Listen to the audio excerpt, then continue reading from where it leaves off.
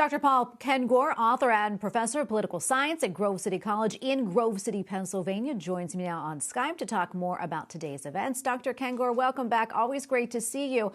As we know, today's ceremony certainly took on a different look, but once again, we did see the peaceful transfer of power in our nation's capital. Let's talk a little bit more about that and its importance to our democracy. Yeah, sure. Thank you, Tracy. And I mean, that was the elephant in the living room, right? Even more than the inauguration of a new president, just how peaceful will the transition be? And it looked like it went off without a hitch and everything went very well. I mean, really the impression I had was how subdued the whole situation seemed. And I think part of that, too, was there wasn't a giant crowd simply because of social distancing. I know I saw Bill Clinton falling asleep at one point, and there weren't that many people there.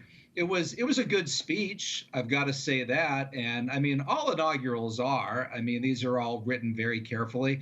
And the one thing, Tracy, that really stood out to me was, I think, the theme, civility, and as Biden put it, disagreement should not lead to disunity. And I want to say there that if that's true, he needs to set an example. And I know that his supporters and people who are liberal think of Donald Trump in that regard, right? Of disagreement and disunity.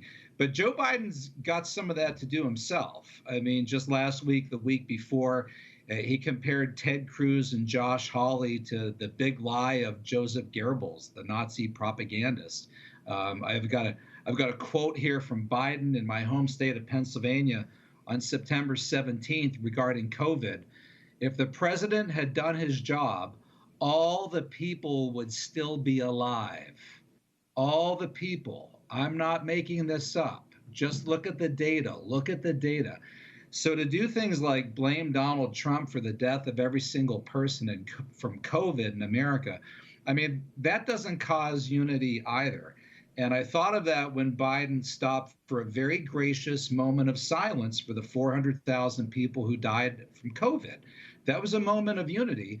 But don't go blaming all those deaths on Donald Trump any more than you'd blame the deaths of every person who died from COVID in the UK on Boris Johnson, in Germany on Angela Merkel, in France on Macron. So, this is something that he needs to not just say, President Biden, but he needs to set by example.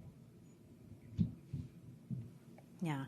I want to mention something. I want to get to our new vice president, the first female, the first black woman, and first woman of South Asian descent to hold the office. Can we talk about the significance there, Paul? Yeah. So, I mean, no question. In all of those areas, a person of color, right? A woman as vice president, certainly no question that's absolutely historic. On that issue that I raised about unity and so forth, I hope too that Kamala Harris will do that, because frankly she's a very divisive figure. She's very partisan. She's more divisive than Joe Biden, and so she's got a lot of work to do there as well. But yeah, on the plus side, positive note, those are all indeed historic firsts, and absolutely congratulations to Vice President Harris. Yeah, Paul, before we let you go, a quick last question. As we say goodbye to one administration and welcome another, I'd like to get your reflections on former President Trump and his accomplishments while he was in office. Yeah, and I heard the package earlier, including the quote from him, wishing Joe Biden great success. And I thought that was very gracious of Donald Trump. And here, kudos to EWTN News Nightly for playing that. I mean, I bet, Tracy, that very few media sources from MSNBC to CNN will even play that tonight. Donald Trump has these good moments, but oftentimes they get ignored. They don't get focused on. And, that was very positive. And like he suggested, I mean, we're not going to see the last of Donald Trump. But overall, the most important thing today was, going back to the time of George Washington and the American founders, you had this uniquely American phenomenon of a democratic, peaceful transfer of power. And that, fortunately, happened today with no violence and disorder. It was, in that sense, it was a very good day.